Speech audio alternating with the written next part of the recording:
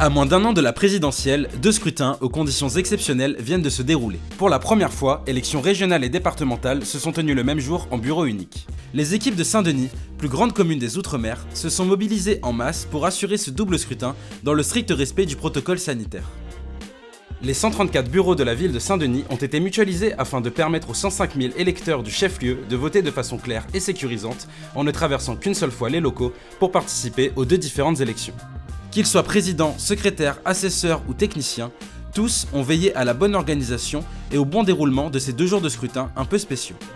Il a été décidé que dans chaque bureau de vote, il y allait avoir 3 électeurs maximum. Vous avez le premier vote qui va consister à être les régionales, ensuite les départementales. Mais aujourd'hui, par rapport aux règles sanitaires, il nous est demandé de respecter un schéma bien spécifique avec une distance bien spécifique entre les isoloirs, l'urne, les tables. Donc nous devons débarrasser tout ce qu'il y a dans la salle de classe, tout ramener dans un réfectoire et dimanche soir à la fin du scrutin, tout ramener et tout remettre en place pour que le lundi matin l'école puisse se passer.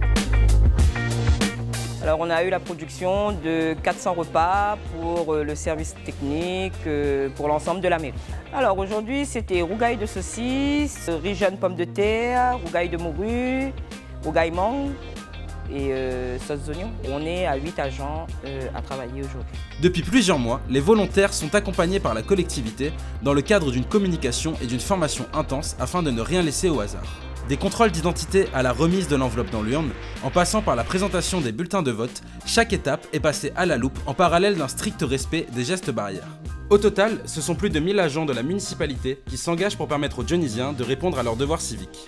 L'ambiance est très animée, c'est une ambiance aussi chaleureuse, donc tout le monde participe avec un certain dynamisme pour justement faire partir tout le matériel sur les bureaux de vote. Gros investissement au niveau logistique puisqu'il a fallu organiser les 2 scrutins avec des bulletins différents sur les bureaux. Là, c'est la récupération du matériel de vote la journée pour qu'avant 8 h, tout le bureau soit installé et que les électeurs puissent venir voter dès l'ouverture du bureau. Une fois les urnes scellées, récupérées et transportées, les électeurs peuvent se présenter dans l'un des 134 bureaux de vote du chef-lieu. Ces derniers sont chacun tenus par un président, un secrétaire et 4 assesseurs, bien que d'autres services, comme les agents de la police municipale, effectuent également un travail de qualité à l'extérieur des bureaux de vote. Alors cette journée d'élection a commencé très tôt ce matin, depuis 7 h, 3 prises de service aujourd'hui, à 7 h, 14 h 30 et une troisième à 17 h 30.